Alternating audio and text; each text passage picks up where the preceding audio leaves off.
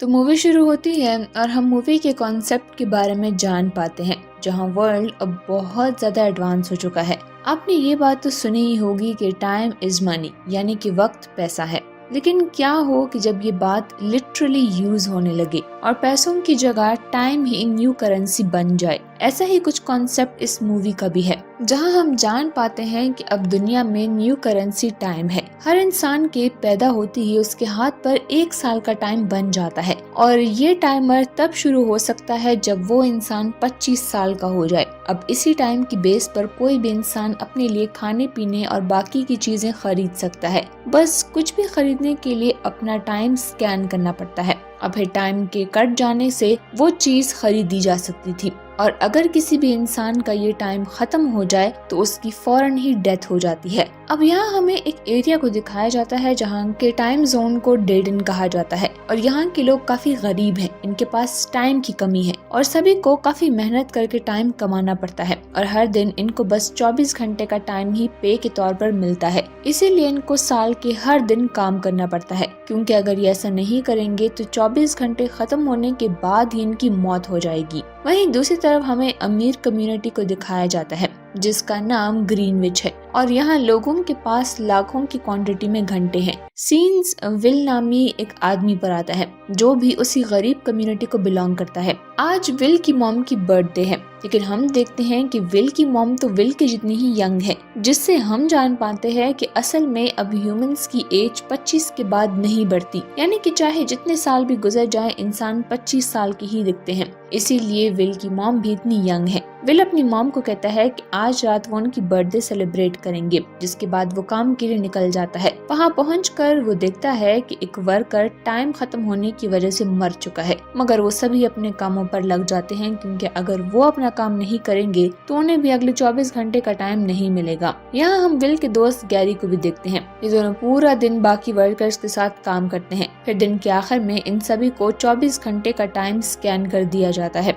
जिसके बाद ये दोनों बार में ड्रिंक करने जाते हैं। वहाँ विल एक आदमी को देखता है जिसके हाथ पर 116 साल का टाइमर था, जिस पर विल हैरान होता है क्योंकि उनका एरिया तो बहुत गरीब था और यहाँ किसी के पास भी इतना ज्यादा टाइम नहीं था। इसीलिए विल उस आदमी को कहता है कि वो यहाँ ध्यान से रहे, क्योंकि उसका टाइम देखकर कोई भी उसे छीनने की कोशिश कर सकता है। मगर वो आदमी विल की बात पर इतना ध्यान नहीं देता और विल गैरी के पास आकर बैठ जाता है। इतने में वहाँ पर कुछ गुंडे आते हैं जो उस आदमी का टाइम चुराने आए थे। वो उसे अपना टाइम स्कैन करने को कहता है, जिस पर के उसका टाइम उसके पास ट्रांसफर हो जाएगा। वो आदमी कहता है कि पहले मैं वॉशरूम जाना चाहता हूँ, जिस पर वो गुंडा अपने आदमी के साथ उसे वॉशरूम भेज देता है। विल ये सब कुछ देख रहा होता है और वो उसे बचाने के लिए जाता है और किसी तरह उसे वहाँ से निकाल कर एक बिल्डिंग में ले जाता है, मगर बाहर गुंडे होने की वजह से वो वहाँ से निकल नहीं पा रहे थे, इसीलिए उन्हें रात वहीं गुजारनी पड़ती है। अब वो दोनों बातें करने लगते हैं। उस आदमी का नाम हेनरी है। हेनरी बताता है कि वो एक बिजनेसमैन हुआ करता था, उसके पास बहुत टाइम था,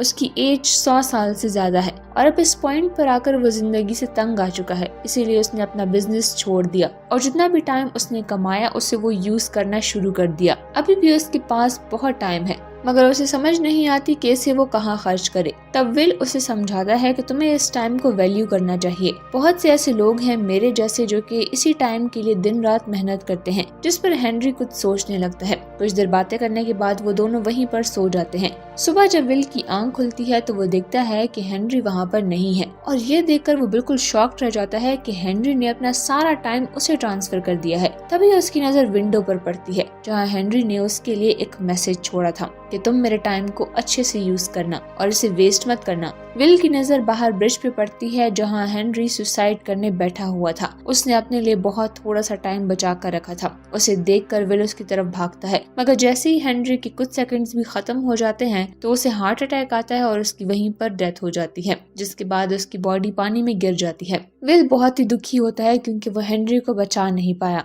मगर इससे पहले कि ये मर्डर उसके जिम्मे आ जाए वो वहाँ से जाने लगता है। मगर वहाँ के सीसीटीवी कैमरा में ये सब कुछ रिकॉर्ड हो चुका था। विल को समझ नहीं आता कि वो क्या करे, इसीलिए सबसे पहले वो अपने दोस्त गैरी के पास जाता है और उसे सारी बात बता देता है। फिर वो अपने 10 साल उसे ट्रांसफर कर देता है ताकि उसकी जिंदगी भी थोड़ी आसान हो जाए। इसके बाद वो अपनी मॉम से मिलने के लिए निकलता है। वहीं विल की मॉम जब बस में चढ़ती हैं तो बस का किराया अब बढ़ चुका था और विल की मॉम के पास इतना टाइम नहीं था कि वो टिकट खरीद सकें, जिसकी वजह से बस ड्राइवर उसे बस से निकाल देता है। इसीलिए विल की मॉम भागने लगती है ताकि वो विल तक पहुंच सके, क्योंकि अगर उनका टाइम खत्म हो गया तो वो मर जाएंगी। उधर जब बस स्टॉप पर आती है तो विल देखता है कि उसकी मदर उसमें नहीं है। वो समझ जाता है कि कुछ तो गड़बड़ है, इसीलिए वो भी जल्दी से पहले स्टॉप की तरफ भागने लगता है, जहाँ रास्ते में उसे अपनी मॉम नजर आती है जो उसकी तरफ भाग रही होती है। मगर इससे पहले कि वो दोनों एक दूसरे तक पहुंच पाएं, विल की मॉम का टाइम खत्म हो जाता है और वो वहीं पर मारी जाती है। विल बहुत रोता है क्योंकि आज उसके पास इतना टाइम था कि वो अपनी मॉम को बचा पाए और वो खुशी खुशी रह सकते थे, मगर वो अपनी मॉम को बचा नहीं पाया। सीन चेंज होकर हम देखते हैं कि हेनरी की लाश किनारे पर आ चुकी है, जहां पुलिस उसे इन्वेस्टिगेट कर रही है। यहाँ पुलिस को टाइम कीपर कहा जाता है। रेवन नाम का एक टाइम कीपर इस केस का इन्वेस्टिगेशन ऑफिसर है, जहां उसकी टीम मेंबर्स को लगता है कि शायद हेनरी को उसके टाइम के लिए किसी ने मार दिया है, जहां वो बोलते हैं कि शायद इसकी डेथ टाइम की कमी की वजह से हुई है। लेकिन यहाँ पर रेवन बोलता है कि नहीं, इसके टाइम को किसी ने चोरी किया है, लेकिन इसकी कोई और वजह भी लग रही थी और वो ये वजह जानना चाहता था। विल एक कार में बैठकर ग्रीनविच जाता है, जहां पहुंचने के लिए उसे बहुत सारे टाइम जोन से निकलना पड़ता है और वो हर जोन पर अपनी स्कैनिंग करवाता है। ग्रीनविच पहुंचकर उसकी नजर एक लड़की पर पड़ती है और फिर वो आगे बढ़ने लगता है और फिर वो एक होटल जाता है जहां पर ये लड़की उसको वहां भी मिलती है। विल एक रूम बुक करता है और फिर जब वो होटल में लंच कर रहा होता है तो वही लड़की दोबारा से उसके सामने आ जाती है। वो वहाँ की वेट्रेस को 1 हफ्ते की टिप देता है और फिर वो कसिनो के बारे में उससे पूछता है और फिर रात को वो तैयार होकर कसिनो में जाता है। वहाँ एंट्री के लिए उसे अपना 1 साल देना पड़ता है और फिर उसको एक टेबल पर बिठा दिया जाता है जहाँ पर वो पोकर गेम खेलता है और वहाँ पर उसकी मुलाकात फिलिप नाम के एक बिजनेसमैन से होती है। वो उसके साथ पोकर गेम खेलता है। विल अपना सारा टाइम गेम पर इन्वेस्ट करता है, जिससे वो जीत भी जाता है और फिर वो पूरे 1000 साल जीत जाता है। वहाँ पर होटल वाली लड़की भी आती है जिसका नाम समंथा था और वो इसी फिलिप की बेटी होती है। फिलिप विल को अपने घर होने वाली पार्टी पर इनवाइट करता है। नेक्स्ट डे वो एक महंगी कार लेकर फिलिप के घर पार्टी में जाता है, जहाँ पर वो फिलिप की मदर इन लॉ, वाइफ और बेटी से मिलता है, जो कि दिखने में एक ही उम्र की थी, लेकिन रियलिटी में उनकी एज डिफरेंट थी। पार्टी में समंथा विल को अपने साथ डांस करने को बोलती है। वो लोग डांस करते हैं और फिर विल उसको अपने साथ बाहर कहीं ले जाता है। दूसरी तरफ टाइम कीपर को विल का फिलिप के घर जाने की सीसीटीवी फुटेज मिल जाती है और उसे विल के बारे में भी पता चल जाता है। समंथा का घर बीच के साइड पर था, इसीलिए फिलिप उसे स्विम करने को बोलता है। दोनों ही सी में स्विम कर रहे थे। वहीं पर समंथा का बॉडीगार्ड उसे आवाज लगाता है। दोनों वापस से अपने कपड़े पहनकर पार्टी में आते हैं और फिलिप को उनका समंदर में नहाने का पता ही नहीं चलता। पार्टी में रेवन आ जाता है और वो विल को अपने साथ एक रूम में ले जाता है और उससे हेनरी की मौत की वजह पूछता है। विल बोलता है कि उसने ये टाइम गेम से जीता है और हेनरी ने मरने से पहले अपना सारा टाइम मुझे दिया था। रेवन उसका सारा टाइम एक कैप्सूल में स्टोर करता है और उसे अरेस्ट करने का बोलता है, जहाँ पर विल उन टाइम कीपर्स को मार कर नीचे आता है और समंथा को पकड़ कर कैदी बना लेता है। वो समंथा को अपने साथ बाहर गाड़ी में लेकर जाता है और उसको किडनैप करके वहाँ से चला जाता है। रेवन भी उसके पीछे आता है, लेकिन विल उससे खुद को छुपा लेता है और आगे निकल जाता है। आगे जाते हुए वो लोग डेडन पहुंचते हैं, लेकिन वहाँ पर पुलिस ने अपना जाल बिछाया होता है, जिससे विल की कार का एक्सीडेंट होता है और वो दोनों ही बेहोश हो जाते हैं। फिर वहाँ पर डेडन के लोग भी आ जाते हैं, जो कि समंथा के सारे टाइम को चुरा लेते हैं और जब उसकी आंख खुलती है तो उसके पास सिर्फ 32 मिनट थे। विल उसे जल्दी से अपने साथ गैरी के घर ले जाता है, जहां गैरी की वाइफ उसे बोलती है कि गैरी ने अपना सारा टाइम शराब पर वेस्ट कर दिया, जिससे कि उसका टाइम खत्म हो गया और उसकी डेथ हो गई। विल अब समंथा की डायमंड रिंग उससे लेता है और उसे बेच देता है और जिससे उसे 48 आवर्स मिल जाते हैं और अब वो समंथा पर गन पॉइंट करके उसे कॉल स्टेशन पर ले जाता है और फिलिप को कॉल करने को बोलता है। फिर वो फिलिप से कहता है कि तुम मुझे 1000 सालों का टाइम दो और उसे डेडन के बैंक में ट्रांसफर कर दो तो मैं समंथा को छोड़ दूंगा। रात को समंथा विल के साथ उसके घर ही आती है। वो लोग रेस्ट करते हैं और समंथा को विल अपनी मॉम की ड्रेस भी देता है। समंथा विल से उसके पेरेंट्स के बारे में पूछती है। विल बोलता है कि मेरे फादर की डेथ मेरे बचपन में ही हो गई थी और मुझे मेरी मॉम ने ही पाला है। फिर विल समंथा को एक ट्रिक बताता है जिससे वो समंथा का टाइम अपने हाथ में ट्रांसफर करता है। वो दोनों जब सुबह उठते हैं तो वो देखते हैं कि फिलिप ने अभी तक 1000 साल नहीं भेजे हैं और विल और समंथा के बीच तब काफी फ्रेंडशिप भी हो गई है। विल उसको अपने घर वापस जाने को बोलता है। समंथा बोलती है कि वो भी उसके साथ ही आएगी। वो कहती है कि मैं अपने फादर को कहूंगी कि मैं अपनी ही मर्जी से गई थी। वो दोनों अब एक दूसरे को किस करते हैं। समंथा को विल एक गन भी देता है। समंथा अब फोन बूथ से फिलिप को कॉल करती है। पीछे से रेवन आता है जो कि विल को शूट करने वाला होता है, लेकिन समंथा उसे शूट कर देती है और दोनों रेवन की कार को लेकर वहाँ से चले जाते हैं। समंथा बोलती है कि हम एक टाइम कीपर की कार में हैं,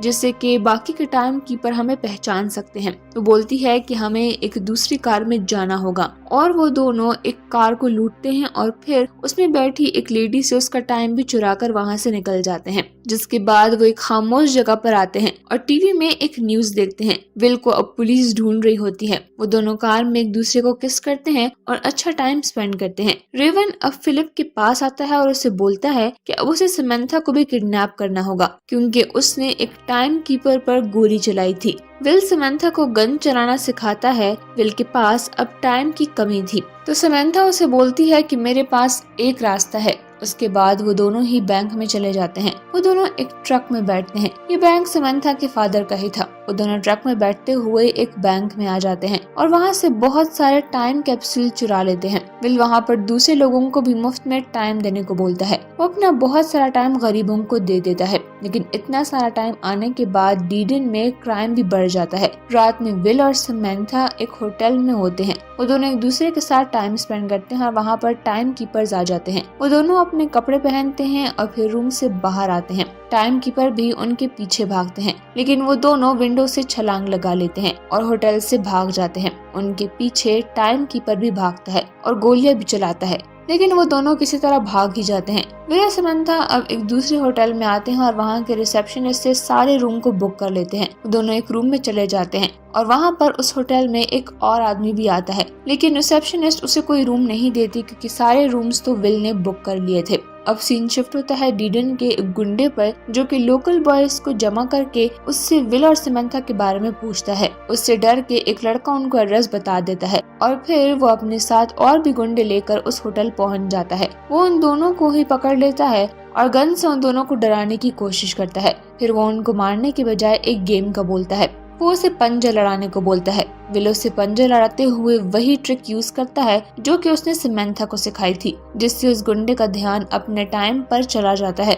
और विल इसी का फायदा उठाकर अपनी गन से उसके बाकी सभी लोगों को मार देता है और वो लोग वहाँ से भाग आते हैं। रात वो दोनों एक बिल्डिंग की छत पर गुजारते हैं। नेक्स्ट डे समंथा अपने फादर के पास आती है गन के साथ और इसीलिए सभी लोग समंथा पर गन पॉइंट करते हैं। सबका ध्यान समंथा पर होता है, जिससे कि विल पीछे से आता है और वो फिलिप पे गन पॉइंट करता है। वो फिर उसको फिलिप के रूम में लेकर जाता है और समंथा उनसे उसके रूम के लॉकर का पूछती है। फिर वो वहाँ से एक टाइम कैप्सूल ले लेते हैं जो कि 1 मिलियन ईयर्स का होता है। वो दोनों इस कैप्सूल को दोबारा से डीडन ले आते हैं और रास्ते में जाते हुए टाइम कीपर उनको देख लेता है। वो उनके पीछे जाने लगता है। विल अपनी कार की स्पीड को तेज करता है और बहुत सारे टाइम जोन्स को क्रॉस करते हुए आगे जाता है और डीडन पहुंच जाता है, लेकिन रेवन अपनी कार को उसकी कार के साथ क्रैश कर देता है। विल कार से बाहर आता है और वो कैप्सूल एक छोटी सी बच्ची को दे देता है जो कि उस कैप्सूल को डीडन के बैंक में ले जाती है। रेमन भी कार से आने के बाद विल को गन पॉइंट पर लेता है, लेकिन तभी वहाँ पर बैंक सभी लोगों में टाइम को बांट देता है, जिससे कि वहाँ पर रश हो जाती है और वो दोनों मौके का फायदा उठाकर वहाँ से निकल जाते हैं। रेमंड भी उनके पीछे आता है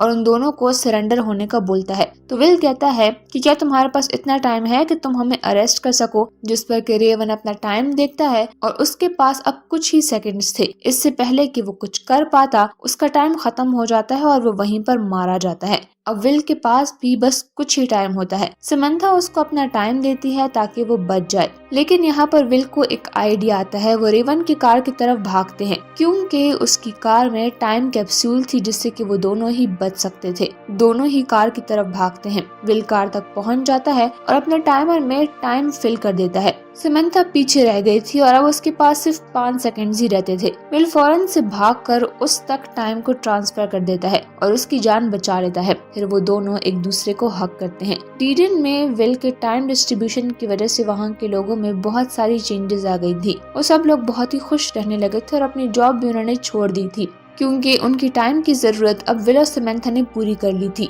टाइम कीपर्स भी उनको पकड़ने से पीछे हो जाते हैं। अब लास्ट में ये दोनों गन पकड़े एक बैंक में आते हैं। विल और समंथा अब बैंक्स को लूटते हैं और इसी के साथ ये मूवी यहीं पर एंड हो जाती है।